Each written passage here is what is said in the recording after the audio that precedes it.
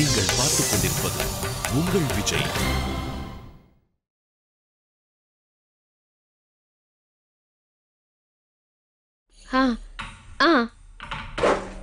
ஐயோ இல்ல பரவாயில்ல, உங்களுக்கு எதுக்கு சிரமம், நானே எடுத்து கொடுக்குறேன், நீங்க எழுதுங்க முதல்ல.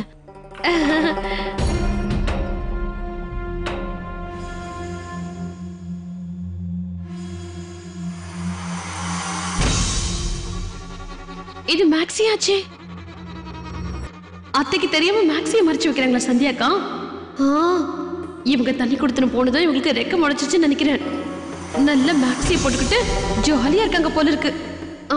நான் தான் அப்படி தூரம் வந்துட்டேன்ல, அதனால கண்டிப்பா சுவாரஸ்யமா ஏதாவது பண்ணி ஆகணும். ஒன்னு சொல்லவா சரோஜா? நான் அப்பவே சொல்லணும்னு நினைச்சு மறந்துட்டேன். பிரீத்தி ரிக்ஷால போகும்போது பார்த்தேன். காலையிலே அவளை எங்க அனுப்புன?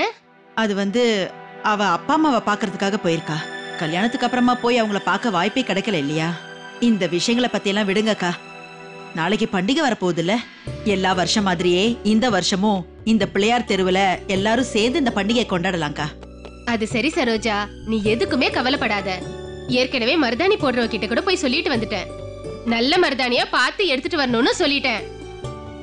நம்ம தெருவுலயே எல்லார் கையிலயும் மருதாணி அவ்வளவு அழகா இருக்கணும்ல, என்ன விமலா? ஆமாமா, உண்மைதான். நீங்க இருக்கிற வரைக்கும் யாரும் எதை பத்தியுமே யோசிக்க வேண்டிய அவசியம் இல்லக்கா.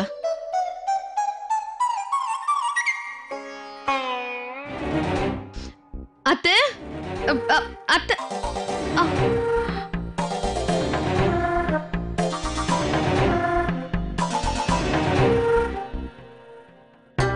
ஐயோ ஐயோ, என்னடா இது? பெரியத்தை இங்கதான் இருக்காங்க அப்படின்னா இந்த ஏரியாவோட ரேடியோவே இங்கதான் இருக்காங்க. அப்புறம் அவங்களோட சேர்ந்து 2 ஸ்பீக்கரும் வேற இருக்கு. இந்த மேக்ஸியை காட்டுறதுக்கு இதுதான் சரியான நேரம்னு எனக்கு தோணுது. அதுவும் இல்லாம இவங்க எல்லாரும் எப்பவும் சந்தியாக்காவை பாராட்டிக்கிட்டே இருப்பாங்க. இன்னைக்கு என்ன நடக்குதுன்னு பாக்குறேன். ஏன்னா இப்ப இவங்க எல்லாரும் முன்னாடி இந்த மேக்ஸியை தெரியற மாதிரி நான் வைக்க போறேன்.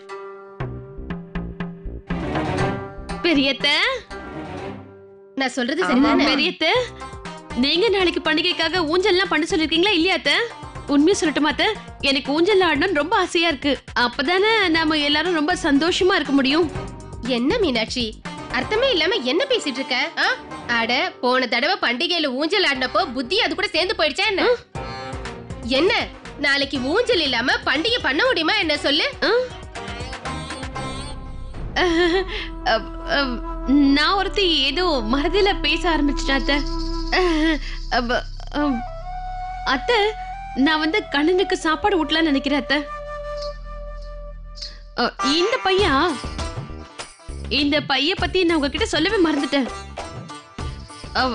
அது அத்தை, அது என்னன்னா, நான் கண்ணனோட துணியை வாங்க கடைக்கு போயிருந்தேன். அதான் டைலர் கிட்ட போயிருந்தேன். அப்போ அந்த டைலர் தான் இந்த துணியை என்கிட்ட கொடுத்தாரு. இத சந்தியா கிட்ட கொடுக்க சொல்லி கொடுத்தாரு. அதனாலதான் நான் இத கையோட கொண்டு வந்திருக்கேன் அத்தை.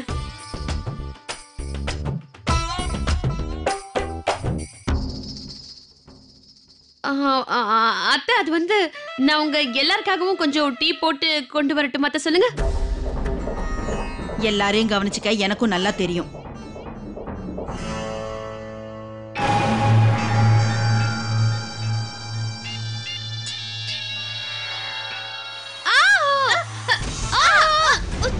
ஐயோ, எந்திரி. ஐயோ, எந்திரி சொல்றேன், எந்திரி. எழுந்திரு. ஏற்கனவே எனக்கு எவ்வளவு முட்டி வலி தெரியுமா? முட்டியே உடைஞ்சிட்ட மாதிரி இருக்கு. பெரியத்தா, என்ன மன்னிச்சிருங்க பெரியத்தா. உங்களுக்கு ரொம்ப வலிக்குதா பெரியத்தா? விடுங்க, நான் அமுக்கி விடுறேன். விடு. உனக்கு என் முட்டி தான் கிடைச்சதா உடைக்கிறதுக்கு? மன்னிச்சிருங்க பெரியத்தா, நான் அதை தெரியாம பண்ணிட்டேன். அச்சச்சோ, இங்க பாருங்களேன் அத்தை. சந்தியாக்காவோட ட்ரெஸ் எல்லாம் நான் கீழே போட்டுட்டேன். அச்சச்சோ, இதுல எல்லாம் மண்ணு வேற ஒட்டிருக்கும். நான் இதெல்லாத்தையும் சரியா மடிச்சு வைக்கணும்.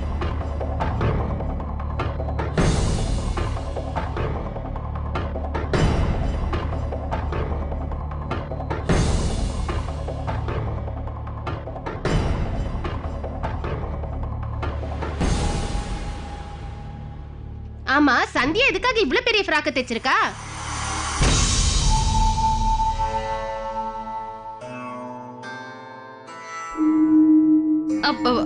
ஃப்ராக்கா? இல்ல, இது ஃப்ராக்னு சொல்ல மாட்டாங்க. இதுக்கு பேரு மேக்ஸி அத்தை. நைட்டு நேரத்துல போட்டுக்கிற ட்ரெஸ் சினிமால நடிக்கிற ஹீரோயின்லாம் இதை தான் போட்டுக்குவாங்க. அது ஆனா இத சந்தியாக்கா எதுக்காக போடுறாங்கன்னு தான் தெரியல.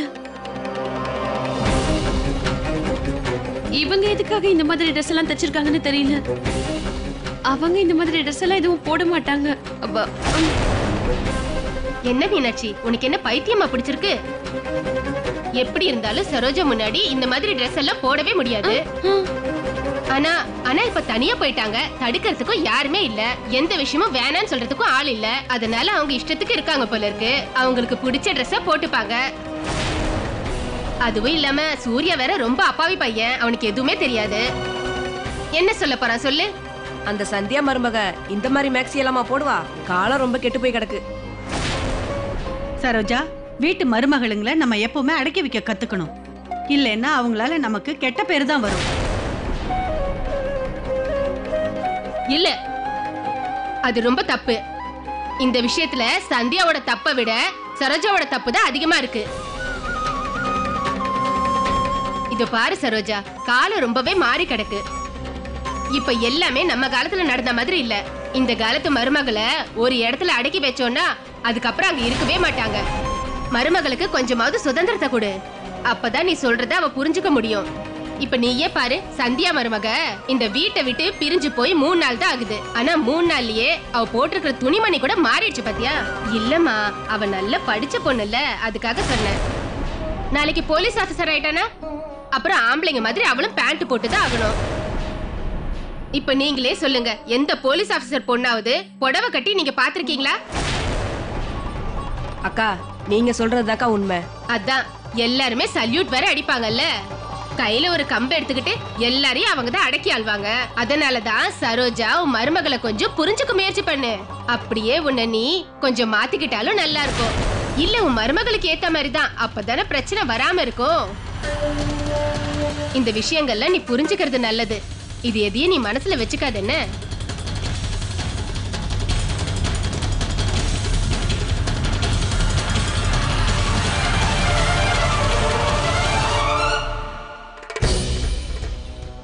என்ன இத்தனை இருக்கு? இதெல்லாம் எப்படி வீட்டுக்குள்ள வந்தது? இந்த சாஸ் பாட்டில் எப்படி கீழே கொட்டுச்சு? நான் கண்ணனுக்கு தண்ணி எடுத்துட்டு போனல, அப்ப இதெல்லாம் விழுந்திருக்கும் போல இருக்கு.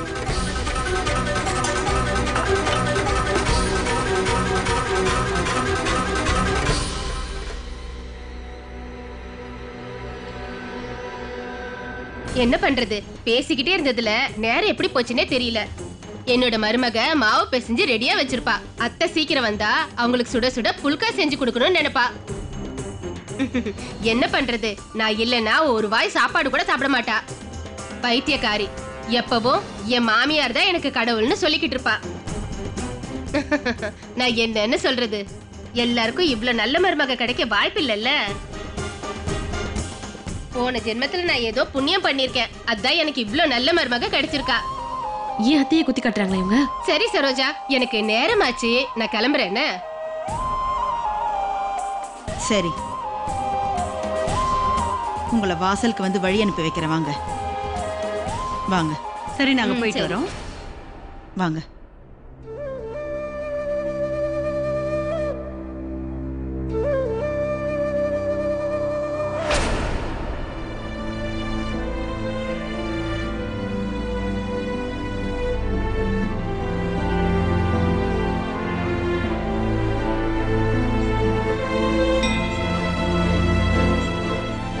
என்னது இந்த ஈ இன்னும் போகாமலே இருக்கு?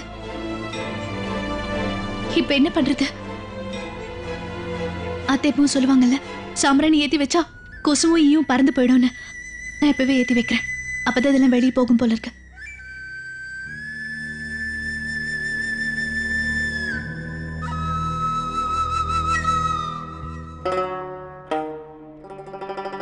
அத்தை, என்னோட ஆசை என்னன்னா, இப்ப நான் செஞ்சிருக்கேன் இந்த குட்டை உங்களுக்கு வெளிப்பட்டிருக்கும்னு நினைக்கிறேன். பத்திரமா எடுத்து வச்சிருவோம். வாங்க. வயிறு சரியானதும் அந்த ஸ்வீட்டை சாப்பிடு, ரொம்ப நல்லா இருக்கும். என்ன, நான் கிளம்புறேன், வாங்க. வரோம்.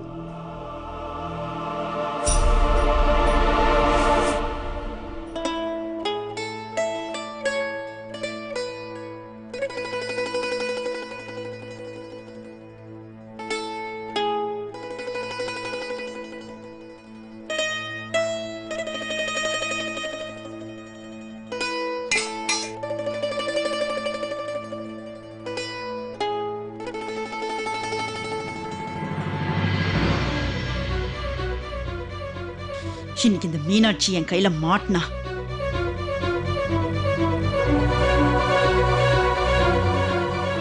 ஏ மீனாட்சி, எங்க இருக்க?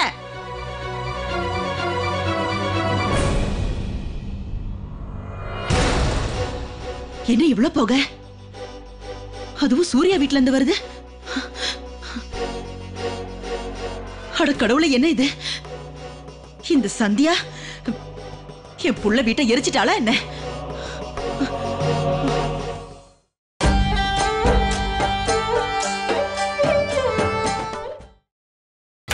நீங்கள் பார்த்துக் கொண்டிருப்பது உங்கள் விஜய். அட கடவுளே,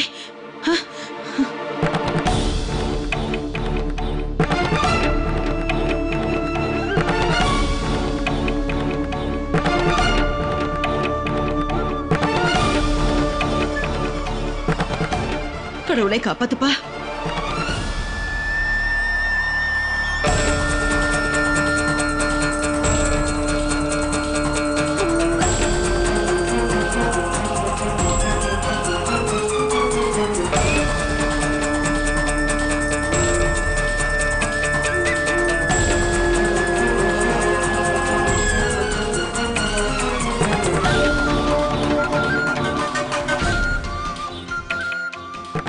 ஐயோ ராமா, இன்னைக்கு இந்த சந்தியா என்ன ரொம்பவே பயமுறுத்திட்டா.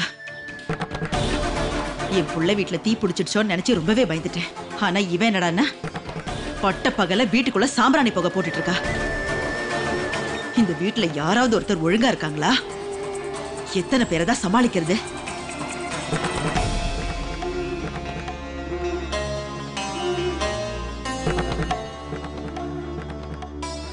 அத்தை,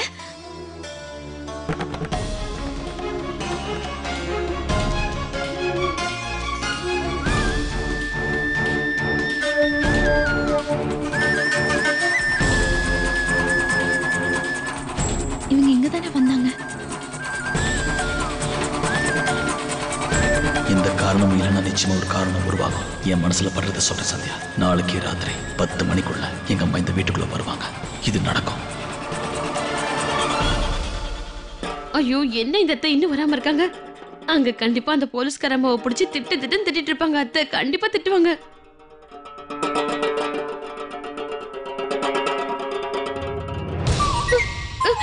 வந்துட்டாங்க.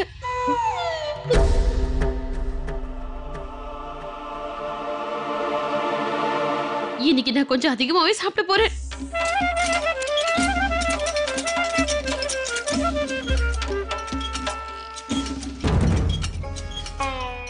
அத்தை வந்துட்டீங்களா அத்தை? அப்படின்னா நான் ஒரு வேலை பண்றேன் அத்தை. நான் போய் உங்களுக்கு சூடா ஏதாவது ஒண்ணு சமைச்சு கொண்டு வந்து கொடுக்குறேன். நீங்களும் சாப்பிட்டு கொஞ்ச நேரம் ஓய்விடுங்க அத்தை, சரிங்களா? போய் செஞ்சு கொண்டு வா. அப்படியே நிறைய பச்சை மிளகாவும் போட்டு சட்னி அரைச்சு கொண்டு வா. மறக்காம அதுல காஞ்ச மிளகாவும் சேர்த்துடு. காஞ்ச மிளகாவும் பச்சை மிளகாவுமா?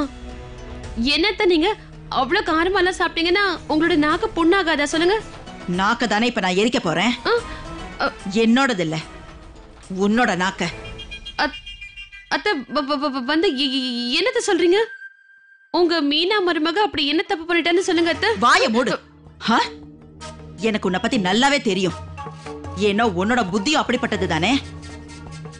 என்னோட அனுபவமும் அப்பேற்பட்டது. சந்தியாவோட துணிமணியை எல்லாருக்கும் காட்டுறதுக்காக நீ வேணும்னு தானே எல்லாரும் முன்னாடி அப்படியே ஒரு கூத்தடிச்ச. அப்படி இருந்தும் யாரும் அதை பாக்கலன்னதோ அப்படியே போய் அக்கா மேலேயே விழுந்துட்ட. அந்த மேக்ஸிய எல்லாரும் முன்னாடி அப்படியே திறந்து காட்டிட்ட. அந்த முதல்ல எதுவும் இல்ல, சத்தியமா தெரியும். வாய மூடு. பெத்த புள்ள குடும்பம் இதை தவிர ஊர்ல இருக்கிறவங்க என்ன செய்யறாங்க ஏது செய்யறாங்கன்னு பாக்குறதே உனக்கு வேலையா போச்சு. அப்படி என்ன உனக்கு பிரச்சனை? சந்தியா அக்கா அவ வீட்டுல என்ன வேணாலும் சாப்பிடட்டும், என்ன வேணாலும் பண்ணட்டும். அவ என்ன பண்ணாலும் அவ தன்னோட வீட்டுல 4 செவத்துக்குள்ள தானே பண்ணிக்கிறா. ஆனா நீ அந்த பை உன்னோட கையில கிடைச்சதும் இந்த ஏரியால இருக்கிறவங்க எல்லாரும் முன்னாடியும் தானே உன்னோட வேலையை காமிச்சிருக்க. பெரியக்காவும் மத்தவங்களும் தேவையில்லாம வாய்க்கு வந்தபடியெல்லாம் பேசிட்டு போயிருக்காங்க. இப்ப உன் மனசுக்கு ரொம்ப திருப்தி ஆயிடுச்சா இல்லையா? அத்தை நீங்க ஒரு வார்த்தை சொன்னீங்கன்னா நான் உயிரை கூட கொடுப்பேன் அத்தை.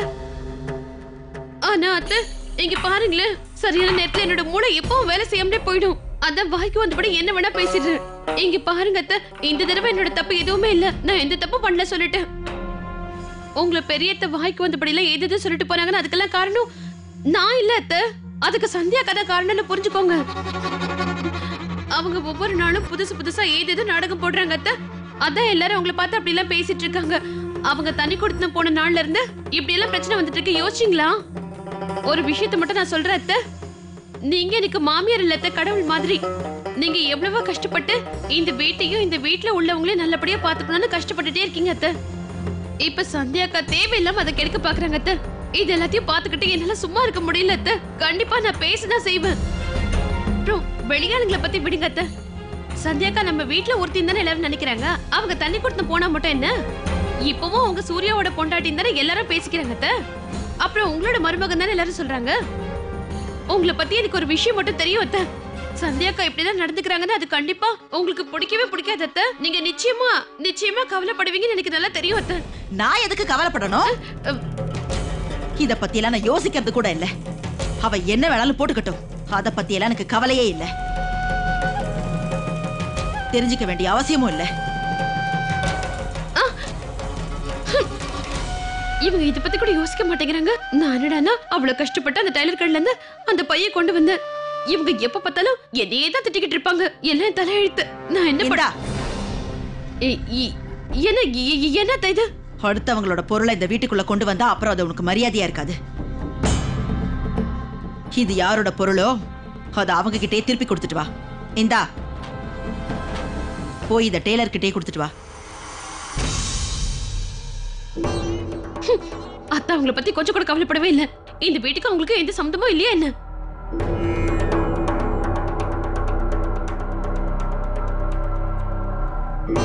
இவ்வளவு கஷ்டப்பட்டு நான் அதை அங்கிருந்து கொண்டு வந்தேன். ஆனா அத்தை என்னடா இதை பத்தி கண்டுக்கவே மாட்டேங்கிறாங்க.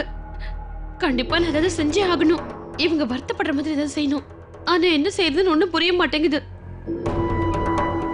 மேக்ஸி தைச்சிருக்காங்கன்னா நைட்டு கண்டிப்பா போட்டுக்கோங்கல்ல.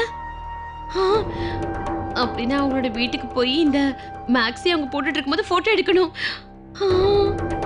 அந்த போட்டோவை பார்த்தாங்கன்னா நிச்சயமா அத்தை டென்ஷன் ஆயிடுவாங்க.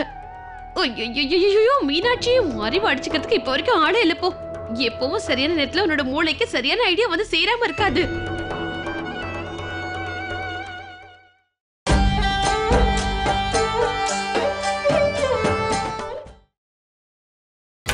நீங்கள் பார்த்துக் கொண்டிருப்பது உங்கள் விஜய்.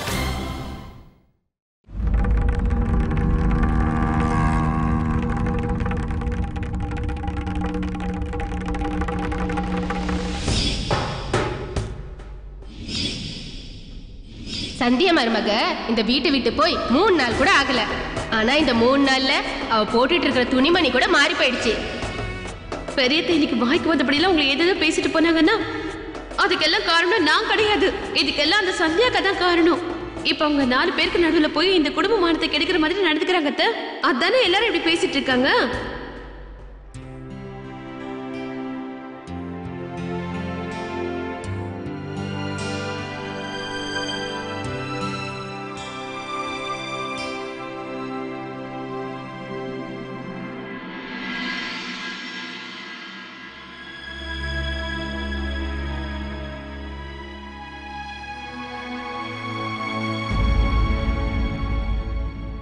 அத்தை, தயவு செஞ்சு என்ன மன்னிச்சிருங்க. நான் வர கொஞ்சம் லேட் ஆயிடுச்சு. பரவாயில்லம்மா, விடு. அப்புறம் உன்னோட அப்பா அம்மா எல்லாரும் எப்படி இருக்காங்க? எல்லாரும் நல்லா இருக்காங்க. உங்களை ரொம்ப விசாரிச்சாங்க அத்தை. சந்தோஷமா. ரொம்ப நாளைக்கு அப்புறம் நீ எல்லாரும் போய் பார்த்துட்டு வந்திருக்கல, ரொம்பவே சந்தோஷப்பட்டிருப்பாங்க. ஆமாங்க அத்தை. தம்பி அண்ணே, இந்த ஸ்வீட் எல்லாத்தையும் இந்த அட்ரஸ்ல கொண்டு போய் சேர்த்தணும். சரியா? பத்திரம். சரிங்கண்ணா. பார்த்துட்டியா? ஓகேண்ணா. அண்ணா சூர்யாண்ணா, அக்கா சரி பண்ண சொல்லி இந்த துணியெல்லாம் கொடுத்தாங்க. சாயங்காலம் வரேன்னு சொன்னாங்க, ஆனா இன்னும் வரலைங்க. இதை கொண்டு போயிடுங்க. சரி. சரிங்க அண்ணா, நான் வரேன். போயிட்டு வாங்க.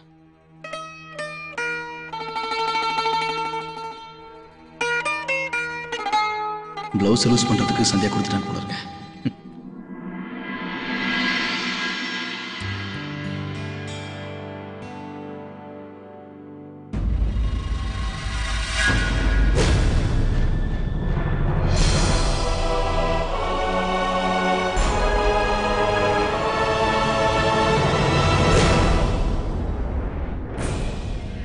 அப்படின்னா மீனாட்சி சொன்னது உண்மைதான் போல இருக்கு.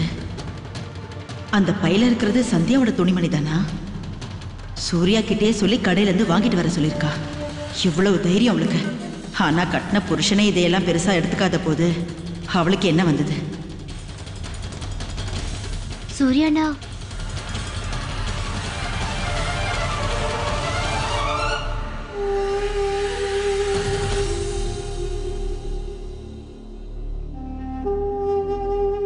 அம்மா இந்தாங்கம்மா, இன்னைக்கு கடையில் வந்து பணம் பிடிங்க.